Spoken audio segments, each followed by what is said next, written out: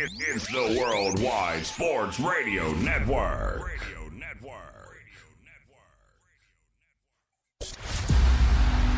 Cause that's the bottom line. Cause Stone Cold said so.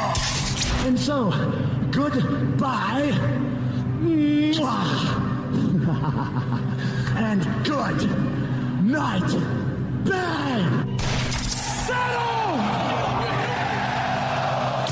Because I'm better than you, and you know it. Yes, sir.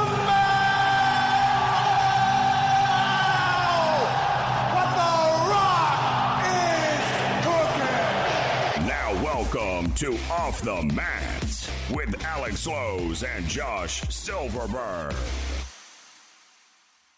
All right, everybody. Good afternoon. You are watching and listening to us on the Worldwide Sports Radio Network. Welcome back after a kind of technical difficulty last week, but we're back. That's okay. Alex and I are the kings of technical difficulties, but we always find a way to regroup, come back better than ever. Welcome to Off the Mat, where we only talk professional wrestling. I'm Josh Silverberg. With me, of course, as always, my tag team partner, Mr. Alex Lowe's. What's happening, man? Nothing much. It's been an amazing week for wrestling, a lot going on, and I cannot wait to get into all the topics that we have set for this show. Stick around. It's going to be a good one, so keep with us the whole way through this show. Absolutely, for sure. Also, don't forget, on the Worldwide Sports Radio Network, there are so many different platforms you can watch and listen to us. You could do it on a smart speaker. If you just tell your speaker to, say, so-and-so play the Worldwide Sports Radio Network. I don't want to say the name because it's going to talk to me.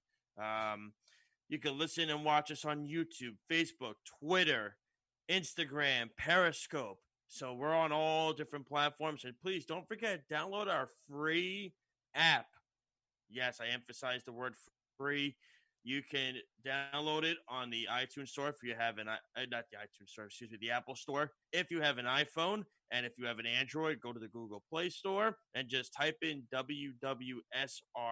That's WWSRN. Not just us here at Off the Mat, but we have so many great shows that you can watch and listen to, such as The Wise Guys, the Ryan Hickey Show, Below the Mic, Down to the Wire, Cage and MMA, and of course we have the Sports Hit List, the Jet Podcast show that we have, and of course the brand new show, the BS Show that just joined us. All good stuff you're gonna want to watch and listen to. But also, if you missed the show, you could just rewatch it right there on the app for free. Also, go to worldwidesportsradionetwork.com, and you can find everything on there. So, that was a mouthful. It always is. But there's just so many good things we have here at the Worldwide Sports Radio Network. So, it's not just wrestling, baseball, basketball, football, hockey, MMA, wrestling. We have it all. And also free articles as well. You can read, check out our content, clips of the show, and everything like that. All right, Alex, let's get right into it, my friend. And we are going to start with our Wednesday night rivalry recap. And that is, of course, the AEW NXT stuff. Now, of course, the elephant in the room, Velveteen Dream, we're going to get into that later on in the show, so you're not going to want to miss that. We're not going to really get into that right now. But there was a lot to digest from this past week's show, and I thought both shows really did well. I loved how it was produced. I thought AEW did a great job. FTR finally did the heel turn, and I thought it was done perfectly, beating up the Rock and Roll Express. Yep. You could kind of see it coming. It now is going to look like we are going to get the dream match of FTR versus the Young Bucks at All Out. That's exactly what it's going to, I think, happen. And I thought you're seeing now the rivalry of Jon Moxley and MJF and MJF progressing. really hoping MJF does win that match, even though I do love Moxley. I think it's time for MJF to get the reins of the championship. I thought we'll start with AEW first. I thought AEW did a really good job with the tag team show that they did. I thought Cody versus Scorpio Sky was awesome. You're now going to get Brody Lee versus him next week. What were your thoughts on the show, Alex? AEW did a fantastic job with their writing and everything. And the show turned out really well. And MJF's promo, his shoot on Jon Moxley was perfect. And I loved how MJF used a Joker reference. If anyone caught on to that during the show, he used a Heath Ledger quote. And I really enjoyed what he said about Moxley heating up this feud because it's going to be interesting, and it's coming full circle to All Out. And Jon Moxley has been champion, I believe, now for 163 days. 15-0 singles record in AEW, which is really good.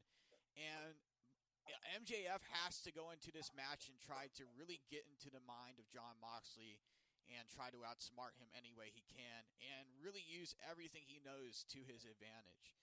And Alex, I'm sorry to interrupt you really quick. What is the phone number and the stuff as well to get the fans to reach out to us? Phone number is 727-888-4295, and our Twitter handle is off the mat at off the mat WWSRN. That is awesome, at beautiful.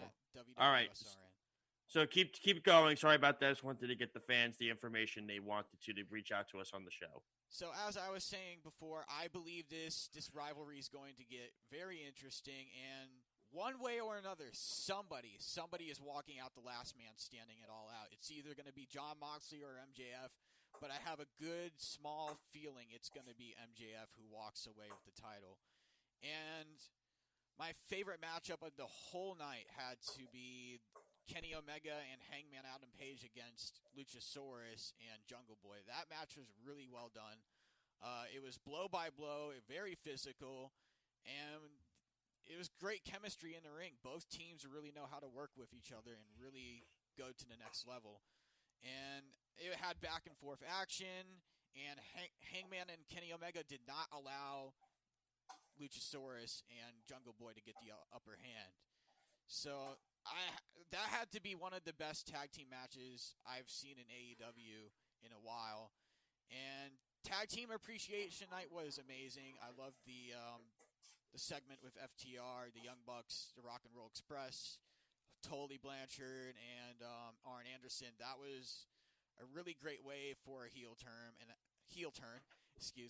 think it's going to lead to maybe the four horsemen somewhere along there. Hopefully, I think the Four Horsemen is going to end up at All Out, and if it doesn't, I'd be very disappointed. And then so overall, AEW was an 8 out of 10 for me, and NXT was very interesting because we saw Karrion Kross take on, I forget what his name was, but it's Karrion Kross. He went up against Danny Burch. Danny Burch, correct. Yeah, it was one of those matches that was just brutal, like intense, brutal, physical matchup, and Karrion Kross showed how much he can. What I'm trying to say is Karrion Kross showed exactly what he can do in the ring. He delivers explosive, high altitude moves, and it was a very great match. Karrion Kross left a path of destruction and basically rolled over Burch like a bulldozer. And Burch gave his best against Kross, but it was too much for him to endure. And the match was very physical brutality. And after the match, we saw Kross and Karrion Kross confront Keith Lee. And then we saw the ball of fire come out of the folder and blind Keith Lee. What were your thoughts on that, Josh? What was that? So I thought it was definitely interesting. I thought it added to the rivalry for sure. I mean, look, I was talking to you before the show, Alex. I said to you that this week is kind of like we are grasping at straws with wrestling, but then you got next week coming up. I mean, we got NXT TakeOver 30, you got SummerSlam, you got Summer Struggle in New Japan, and then you got All Out coming up the next few weeks. So this adds to the rivalry. I also liked how they did the split screen with the picture-in-picture with Keith Lee in the back while Drake Maverick was going in his match against Killian Dane, I believe. Yeah, with Dane, which we then saw the Undisputed Era come out. I liked it. I thought the Fireball thing was interesting. Look, they've only been able to build this rivalry for about 2 or 3. I guess I shouldn't say it's been 2 or 3 weeks. They've been kind of building this rivalry for a few weeks now. But at the time, Adam Cole was champion, and I think the rivalry kind of started when Keith Lee pounded the timer, the sand timer in the back. I liked it. I thought it escalated well. I mean, look, Alex, I've told you this before. I think the person that's really underrated in this entire character of Karrion Kross is Scarlett. I think she adds an element that, as a valet, there aren't many of them anymore, really. I mean, honestly, a lot of the valets recently have, they've been very good, in my opinion. What's her name? The one who's with Andrade and Zelina Vega. Yeah, I think she's really good. I think Selena's done an unbelievable job since this pandemic has happened. I think she has stood out. And I think Scarlett is another one. And that was the key when they got Scarlett here to NXT was the whole purpose, I think, was because they're dating in real life and they live together in real life, I believe. So they already have chemistry, Karrion Kross and Scarlett. And I think it added an element that, I think when you look at it going forward, I don't know how that match is going to be. I mean, we're going to preview TakeOver 30 next week. I'm still on the fence of, it kind of feels like everybody's assuming that that Karrion Kross is going to win. Everybody's assuming that. And my thing right now is, Alex, I'm not assuming that. What I could 100% see is I could see Keith Lee winning by disqualification and him keeping the belt longer because he's only had the belt for a month. So it would be kind of silly for him to be kind of a paper champion just to lose it a few weeks later. I definitely agree. I think he has to hold on to the title longer, and there has to be more build up with the NXT championship for sure. But no pinfall finish. If Kross is going to lose, no pinfall or submission finish. Let it be a disqualification. I could maybe even see a Tommaso Ciampa return where he just comes out and beats them both up. And he gets involved in the rivalry. I was thinking about that the other day. But, really quick, going back to AEW, Alex, I thought the tag team appreciation night was good. I love what you said. I think you hit it perfectly. I did feel the Hangman Adam Page, Kenny Omega versus Jurassic Express match was really good. But the key thing that you have to remember is when the heel turn happened, Shawn Spears also came out and looked like he was being a peacemaker at first. Arn walked away, which was interesting, I felt. So I don't know what's going on there with that. I have no idea. But when they beat up Rock and Roll Express, FTR was kind of trash talking back and forth with the Young Bucks. But then Hangman came out and Kenny Omega came out and FTR had their hands up and was just basically saying to Hangman, we have no problem with you. We have no issue with you. That's a fascinating thing that it has to happen at All Out. The Four Horsemen thing has to happen. I still don't know who's going to. FTR is guaranteed to be in it. It's looking like Shawn Spears is guaranteed to be in it. But I don't know who the fourth member is. There's so many routes they could go. They could go the Hangman Adam Page route, which would be they make a mid-carder, even though he's extremely popular. They can make a mid-carder look like $1 million, kind of like what New Japan did with Evil, where Evil was popular but not over the moon, a mid-carder, and now they've made him into a superstar in New Japan. So they could do that with Hangman, who's I think it can be a superstar. They could go the Cody route, who's a great promo worker, a mic worker. He's got the skill set in the ring, but underrated. he is a guy that when he was a heel in Ring of Honor and New Japan, he was phenomenal.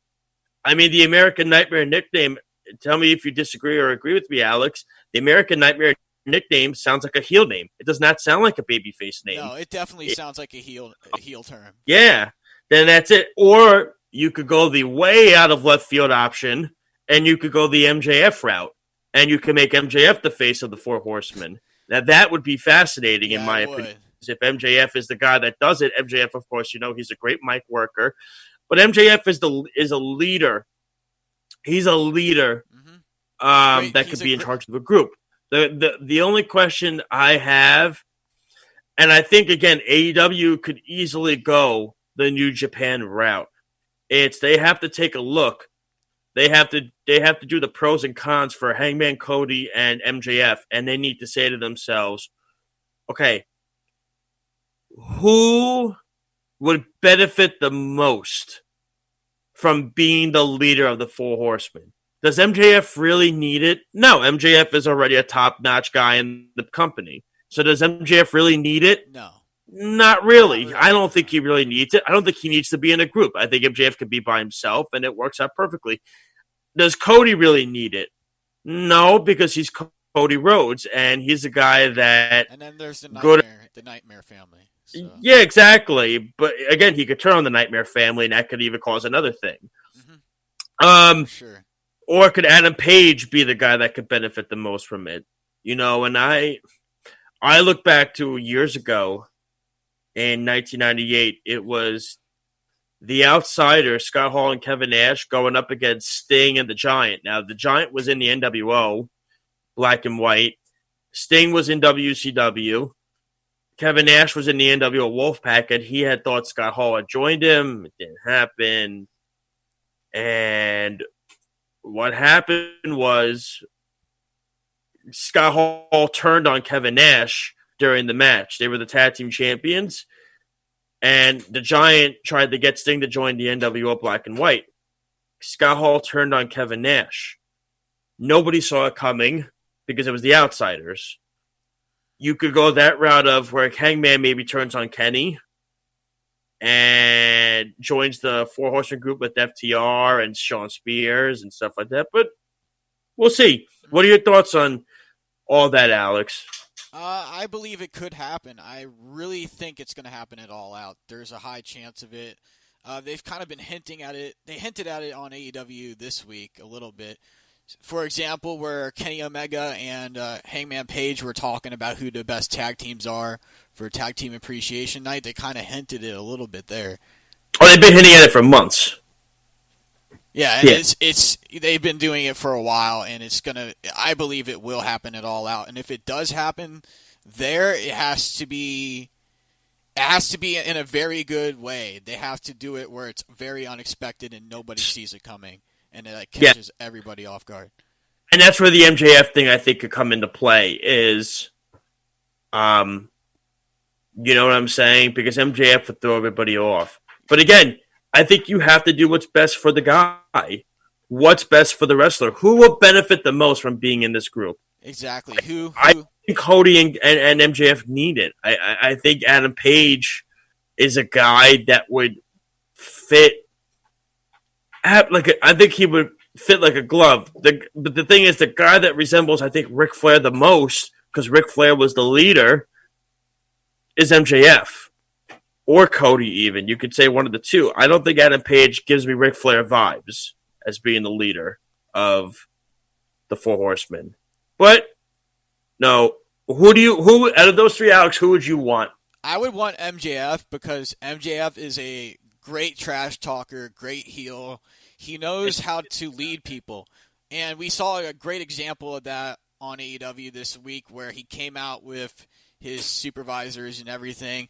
And he said he basically got a lot of people on his side with what he was saying, like Dictator John and all that. Did you even think about the MJF thing till I just brought it to you, or did you? Oh, no, I've been thinking about it since, watching it this week. And yeah. He was very precise with his promo, and it really caught a lot of people's attention. And it's going to come down to it's going to come down to, like you said, like who wants it more, who wants to be in that circle. Yeah, I think Tony Khan and Cody need to decide who's going to benefit the most from being the leader of this group. I think that's where it comes into play. It's, it's kind of like when you think of the Undisputed Era right now. Adam Cole completely benefited from being the leader of the Undisputed Era. I mean, Adam Cole was always a popular figure, but now look, a couple of years ago, Adam Cole was popular, but he's nowhere to where he is now. He's in the stratosphere now. Now, we saw it 2 weeks ago. He's on my top 5 best wrestlers in the world list.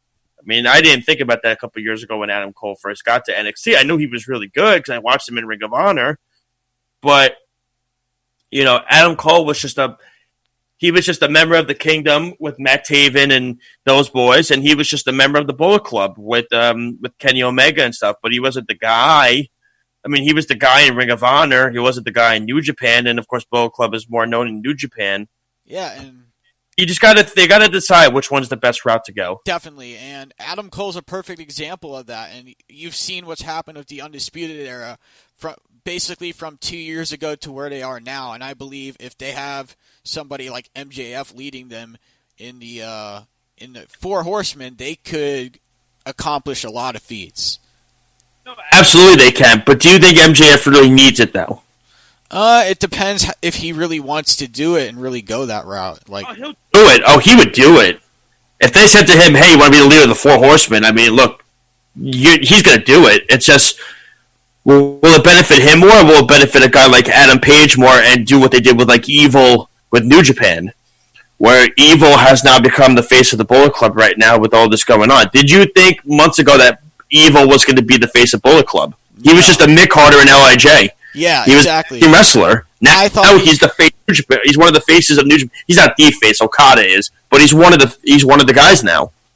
Exactly, and I thought a couple months ago, I believe that Evil was just going to stick with LIJ and really go down that same road. And I don't know what title he was holding at the time. I saw it on the internet. It was, I think, the 6-man belts with Shingo Takagi and Bushi. I believe it was. I believe he would have just stuck with the 6-man tag if he kept going the LIJ route. But I think it was great. It was a great move for Evil and New Japan to change things up because it really it really keeps people watching. Yeah, absolutely does. We'll get more into NXT a little bit later on because there is some stuff we do need to discuss. Real quick, I do. Yeah, go for it, Alex. Real quick, I want to give my thoughts on the triple threat, the qualifying match between. Kushida, oh yeah, go for it. Between Kushida, Cameron Grimes, and Velveteen Dream. Yeah. It was unexpected for me. It threw me way off guard. They went way left with this, and it was insane. Cameron Grimes ended up taking the win in that match, so he will be in the ladder match. Velveteen Dream has another chance, one last opportunity to join Cameron Grimes. Who else? Bronson Reed. Yeah. And I'm trying to think who else is in the match. I can't remember who else is in the match, but he has another chance to join those people in the North American Championship ladder match. Yeah. And he'll be going up against Finn Balor, which is it's going to be a neck and neck match, so I cannot wait for that. And Johnny Gargano has his chance too again. I love what they're doing. NXT. I think what they're doing is pretty much, and Alex, I think I told you this a few weeks ago. I said that I think NXT needs to start developing new characters, and they need to start bringing in fresh faces again, because the problem is Johnny Gargano, Finn Balor, and these guys can only win so many times where fans get sick of the same thing over and over and over again. Cameron Grimes was a very, very big name in Impact when he was with Impact Wrestling. I only know this because I also, really quick, I've gone with the TNA Impact theme today. If you could see with the RVD shirt, the old Samoa Joe TNA shirt, and then, of course, the Impact Wrestling shirt that I have. You know, Cameron Grimes was a big character. Dexter Lumis was a big character. Bronson Reed is a growing guy that they want to see develop into more. And when you look and then Damian Priest as well. So they're trying to get new characters as the faces of NXT. You can only throw so many times Johnny Gargano, Finn Balor, Tommaso Ciampa, Roderick Strong, the same names over and over and over and over again, where you get sick of it. And the North American Championship is supposed to be a match, a belt where guys develop. It's kind of like a couple of years ago when they did the show in Connecticut. They did the tag team ladder match. It was the Forgotten Sons, Undisputed Era, Danny Burch and Oney Larkin, and the what are they called? Street Profits. And the Street Profits won. New fresh faces. New faces in the tag team division. I think that's the route that NXT Triple H seems to be going. I like it. I think they need to. You can only do it so many times, Alex, where you get bored of it. How many times do we have to see Johnny Gargano win the belts? Exactly, and I agree with you 100%. If you add more fresh faces into the mix and really change it around every once in a while and keep going in that pattern, it's gonna help the promotion out, and it's gonna help these fresh faces rise to the occasion to where they want to be at in their careers. Absolutely. And one last thing before we move on. I mean, look, I would have even have my Timothy Thatcher being in the match. I thought that would have been a good idea. You're going to get a familiar guy in the match in Dream or Finn Balor, but you're going to have a lot of fresh faces in it. Hopefully one of those fresh faces wins, and it's not like a Finn Balor or a Velveteen Dream or a Johnny Gargano. I hope not. I want to see somebody. I really want the Dexter Lumis to win. I would not mind seeing Cameron Grimes win because that would be an unexpected turn. But, Alex, we'll see. Any more thoughts on that before we move on? Or I think Bronson Reed has a high chance of really winning because he's been on fire for the past week, and he's been smooth sailing. He's smooth sailing into TakeOver 30 for sure. And the match he had with Damian Priest really showed that. Really showed that he can take matches to high levels and intensity, and he really has high impact moves for a guy his size. He really can deliver, and we saw a lot of that, and it was great.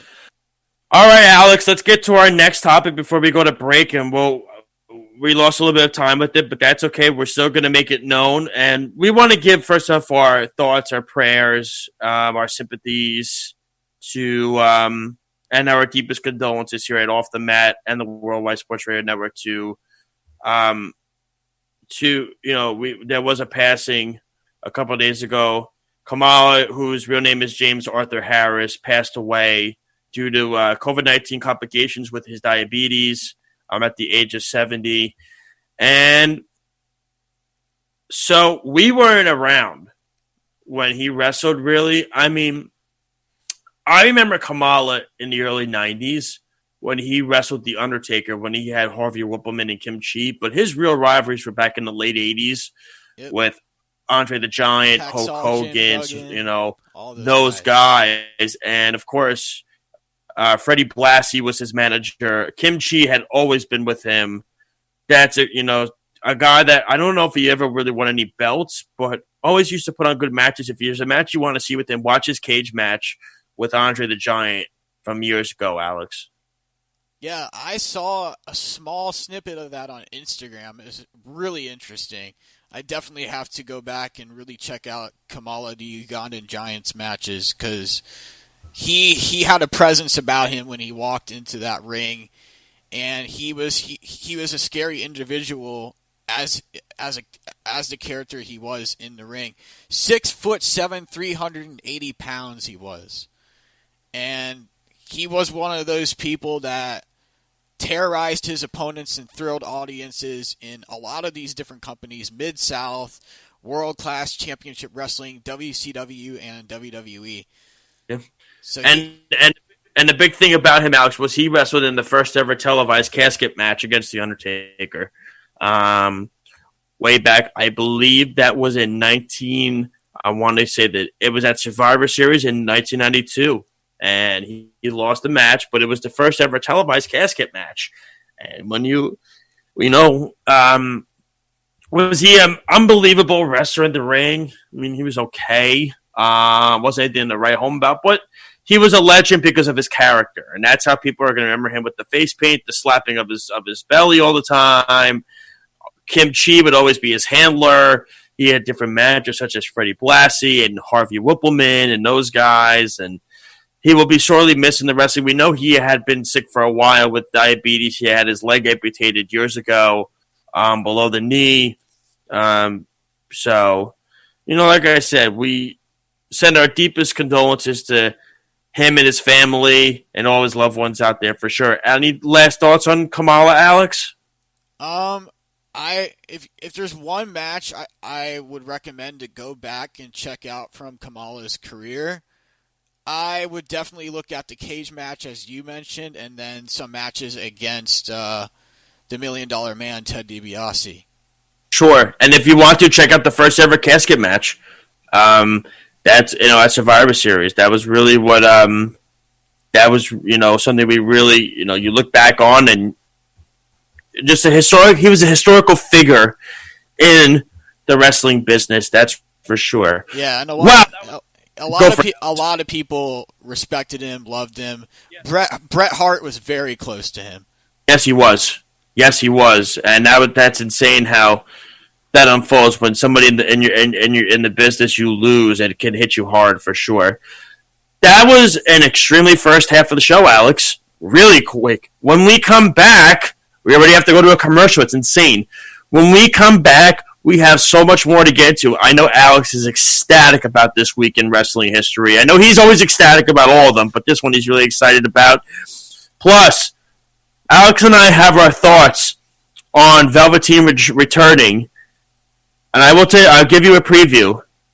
What I might say might be very controversial.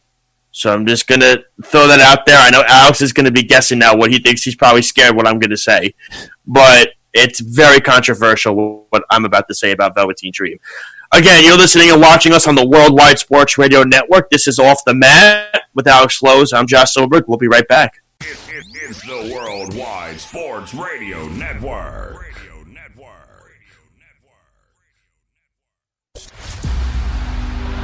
Everybody's got a price. Rest in peace.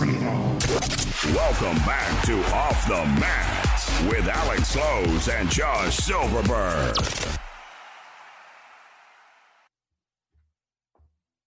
All right, we are back, ladies and gentlemen. Welcome back to Off the Mat. I'm Alex Lowe's with my co-host Josh Silverberg. And if you're just tuning in, you can follow us on Off the Mat at Off the Mat WWSRN, and check out the Facebook page for Off the Mat, and check out the Worldwide Sports Radio Network app, which you can check, which is in the App Store, and it's on Google Play. So download that to listen to all the free shows on here. And now let's get into this day in wrestling history. Sorry. That's all right. What is it, Alex? It is WWE SummerSlam 2010. So this was Sunday, August 15th, and the first match was Evan Bourne, who is now Matt Sydal, and then he faced Zack Ryder in a match, and it was a dark match, which is very, very interesting because I never saw this match because I started watching wrestling in 2012, so I never got to see this match live. Got it. And then number 2 is Dolph Ziggler. He was the WWE Intercontinental Champion at the time, defending his title against Kofi Kingston. And then we had number 3, Melina defeats Alicia Fox for the WWE Divas Championship.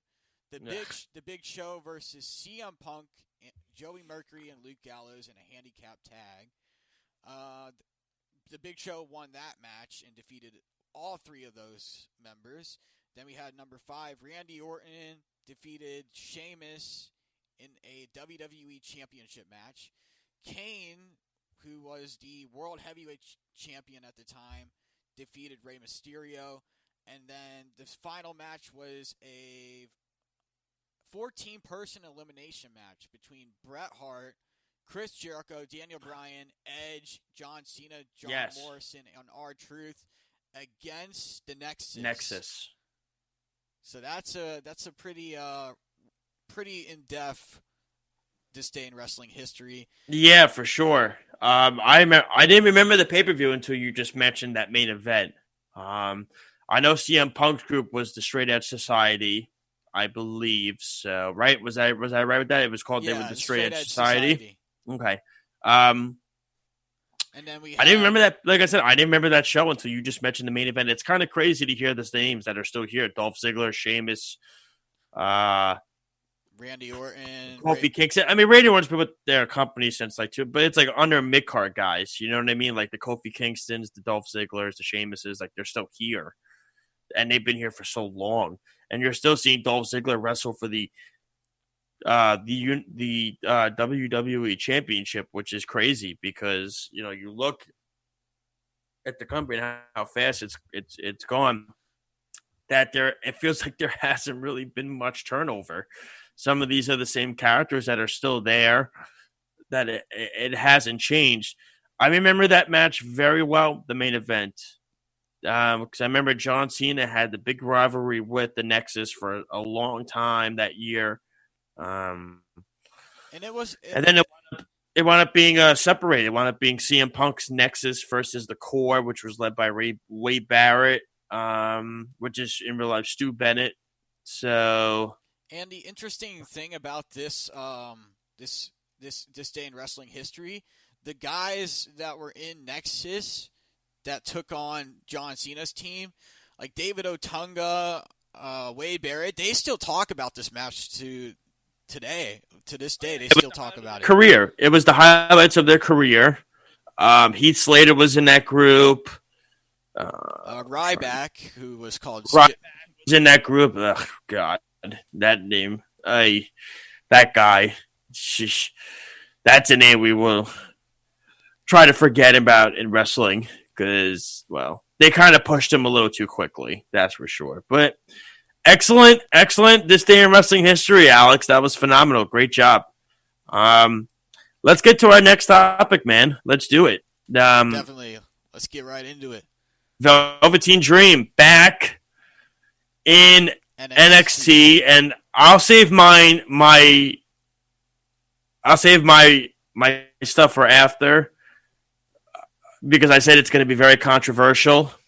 What are your thoughts on it, Alex, in the whole scheme of how it was that he came back? Was it too quick? Did they do it right? What are your thoughts on the entire thing in general? I believe it was kind of too quick. They could have held on to it a little bit longer. They could have kept it a secret a little bit longer, just until the right moment. They could have done it at TakeOver 30, to be honest. Like a mystery. They could have had a mystery opponent in the ladder match, a mystery qualifier, and that would have been a great move. That would have been an awesome way to go. I just think it just wasn't the right time to have Velveteen Dream come back. All right, you ready? Don't fall off your chair when I give you this reasoning. I have been the biggest Velveteen Dream fan since he debuted with NXT. I remember his first match at TakeOver Orlando. I don't know if you were there or not when he fought Andrade. I bought his original shirt with the purple square, and it had absolutely nothing to do. Like, the shirt had absolutely nothing cool on it. It was a very bland shirt, but it was the original shirt. He was one of my favorites. He was a guy that I looked at and I said, this is a future superstar that this is a can't miss by WWE. And then the allegations came out. Pretty much was kind of pedophile-ish. actually not even pedophile-ish. It was pedophile-ish with the stuff. I told you it was going to be controversial. I could see it on your face already. I told you what I was going to say is going to make you go fall, but the text came out. He was talking to this girl online. The messages were there, basically telling her how to get in shape, but do this, but it dug deep. I don't even want to touch on that. I don't even want to sniff that. I'm not going to say what was said. If you can, go find it yourself. It's very disturbing. I think he should have been fired. I don't think he should have been allowed back. I think WWE turned a blind eye with this.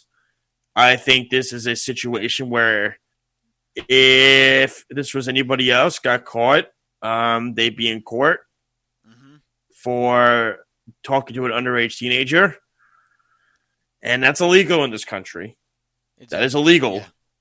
Yeah. I don't think he should have been allowed back. I was upset that he was the guy. I was not happy about it.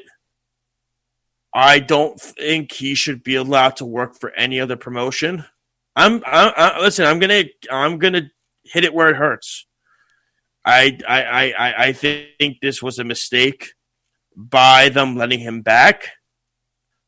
I saw in the comments section after the match was done, people were not happy about it. Some didn't care. Some people, again, turned a blind eye, and that's their opinion. Listen, I can't tell them what they're thinking. That's up to them. This is my thinking. The proof was in the pudding, as they say. It was all there. And we knew when the allegations came out, he was off TV. Then he got into a very serious car accident. He's back. And it made me uncomfortable to see him back. I did not like the idea of them letting him be in this. I hope he does not win on Wednesday. I hope Finn Balor's the one that wins. I do not want to see him in this match. I am nervous that he is going to win this match. My hope is he does not win the North American Championship. Otherwise, that's going to tune. It's going to be a bad mark on NXT. That will tune me off the NXT for a while. Yeah. That would really turn me off. Because look, the guy, what he did was illegal. It was criminal, and it was unprofessional. I agree with you. I 100% agree with you. Yeah, I wasn't happy with it.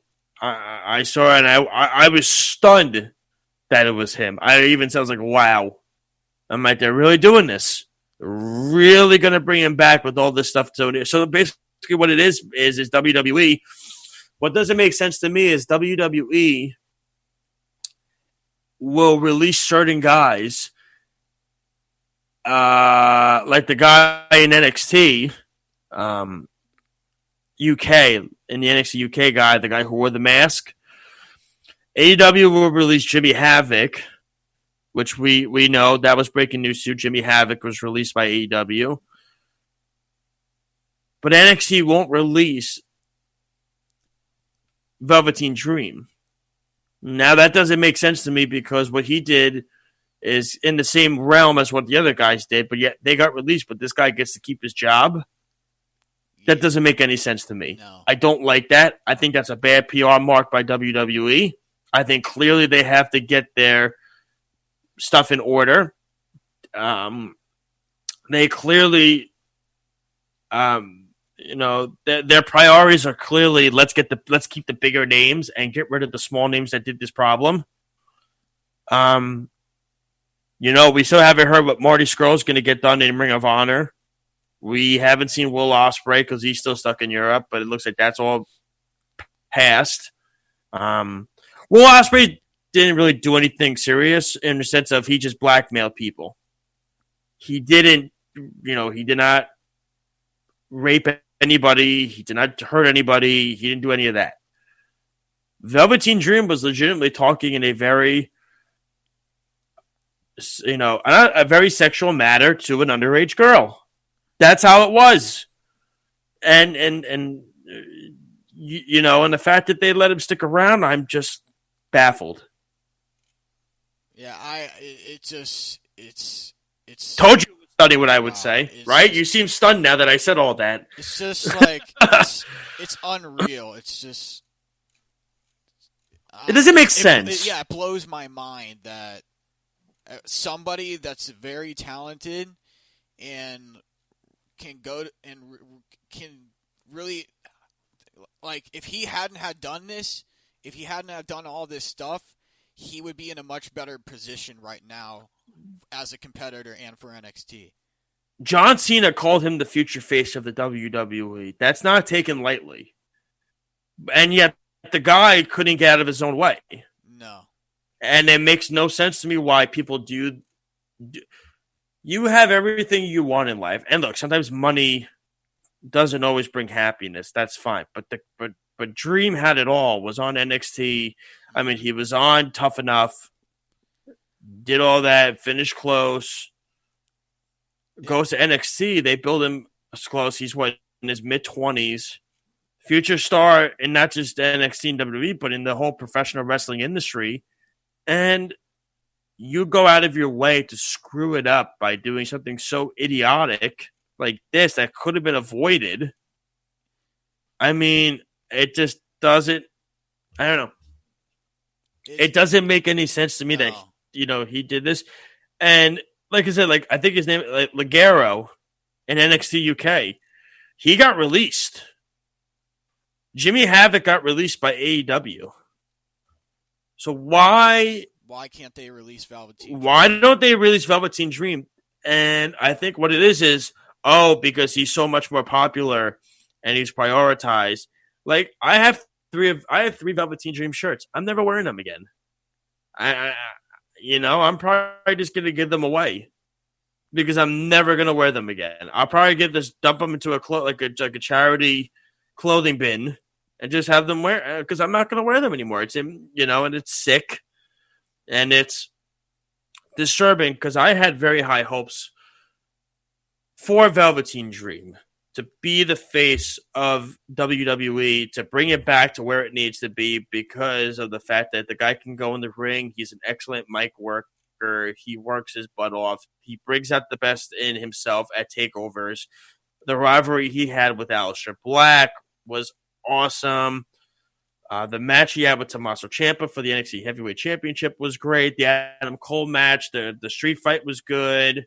The backlot brawl. I mean, and yet you make one mistake and it could cost you your entire life. Exactly. Clearly WWE doesn't see it that way. Clearly they see it in a way of, he's a big name for us. We don't want him to go to an indie promotion and succeed there. And we say, boy, did we screw up.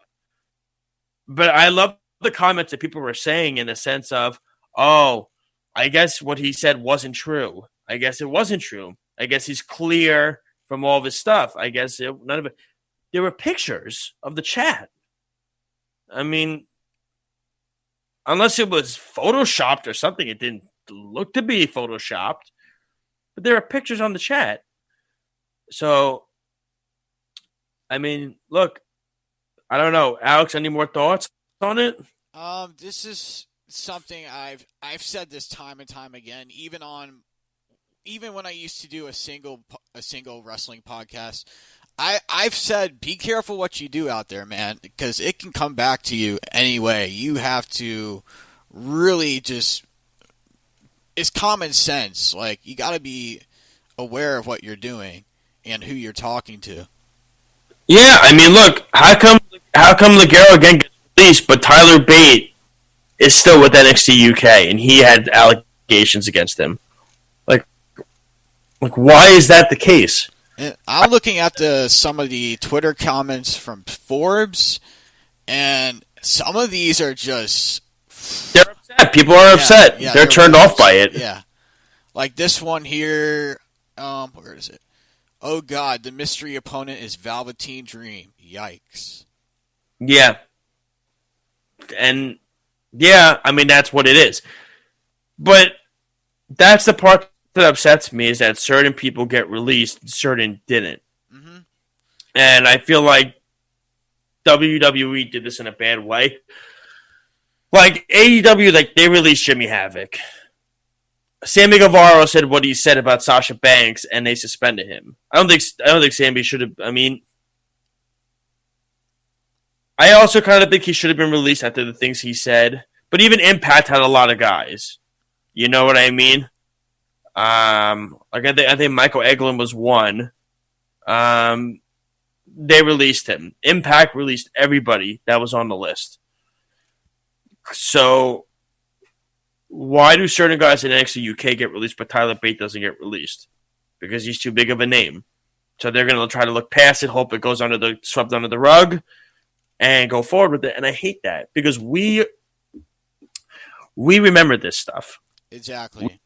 You know what I mean? This isn't going to go away. No, it does. But not. when John, it does not go away. It sticks to you. If you're the person who did it, it's going to stick to you for probably the rest of your career. Oh yeah, when John Cena calls you the future face of WWE, you don't take that lightly. You take that seriously, and clearly Velveteen Dream took that lightly, and felt he wasn't going to get caught with this. Listen, whatever you put out there on the internet, whatever you put out there online, they always say be careful. Pictures, anything, messages, anything. Future job, because job interviews will look for that. Oh yeah, companies are going to look for that. But we're in an age where the fans and the media, they get a hold of everything. Nothing is a secret anymore. No, nothing. And clearly this was not. So I looked at it to the sense of this was just a really dumb idea by Velveteen Dream. I think it's way too soon for him to be back. God, if he wins on Wednesday versus Finn Balor, oh boy. Let me tell you something, people are going to be not happy with that one. But any last thoughts, Alex, before we move on to our finishing move about it? No, let's get on to the finishing move. I have a pretty interesting one. It's an anime, actually, a wrestling anime called Tiger Mask W. Oh, yes. I saw you've been posting about this. And there's an older version from the 1960s. There's one from... Oh, really? Yeah, you can go back and find them on the internet. It's really hard to find the 1960 version, but you can find this Tiger Mask W, which came out in October 2016, 2017 was how long it ran.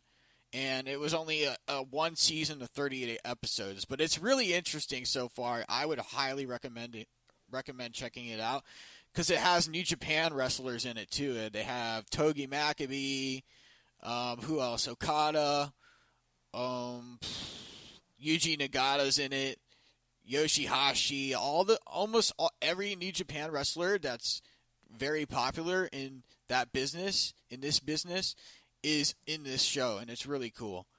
And it's really interesting so far. The main characters are hold on. His name's Naoto. Yeah, his name's Naoto Takuma. And one of his friends, which you find out later, his name is I said his last name wrong. His name's just Naoto, I think. Yeah, just Naoto. And his friend is Takuma. Takuma, you'll find out he joins like this enemy promotion, and it's a really, really great show. I mean, how many episodes am I into now? I think I'm on episode 5. But how many are there? There's 38.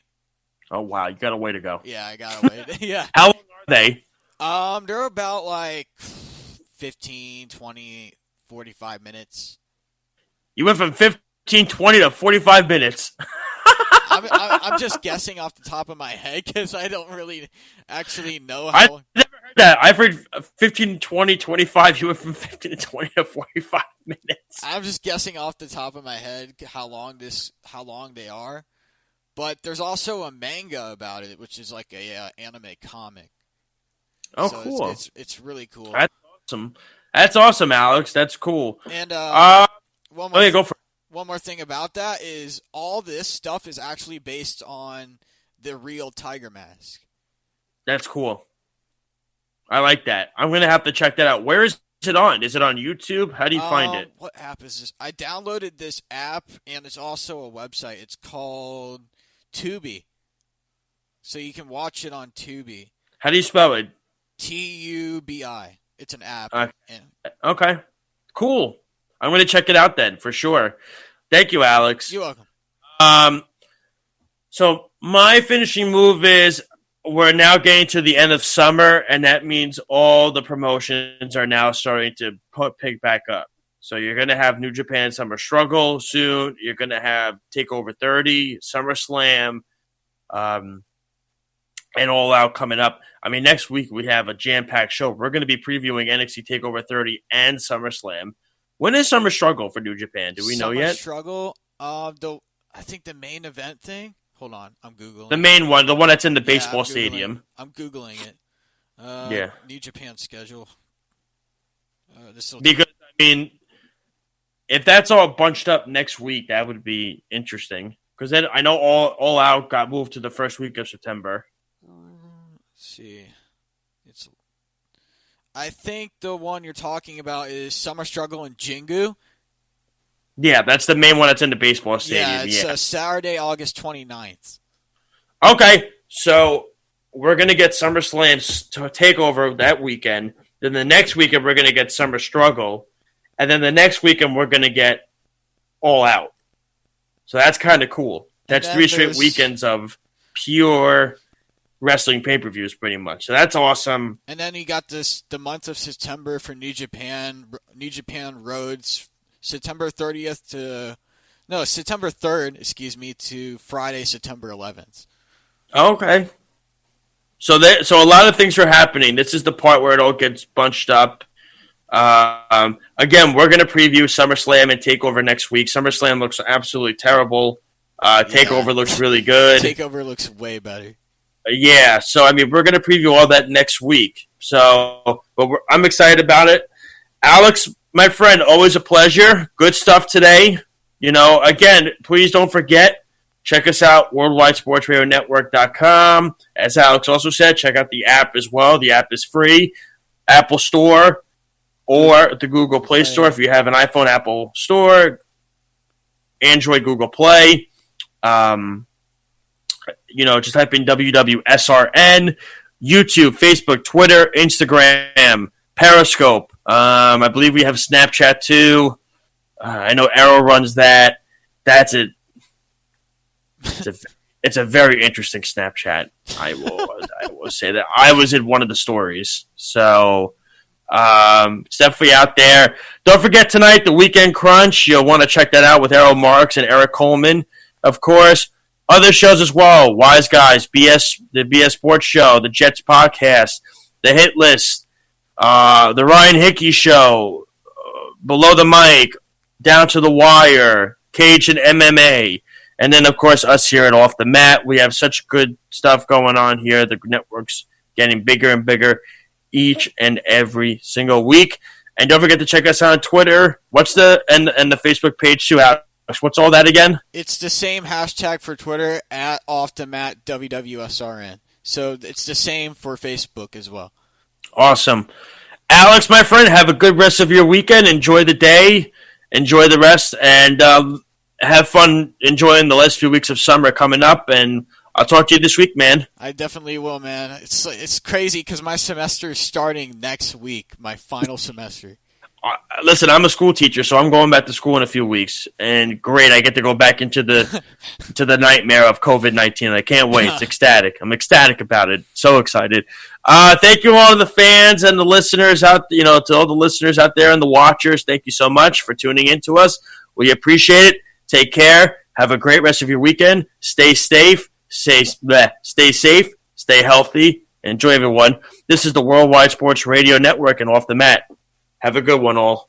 It's the Worldwide Sports Radio Network.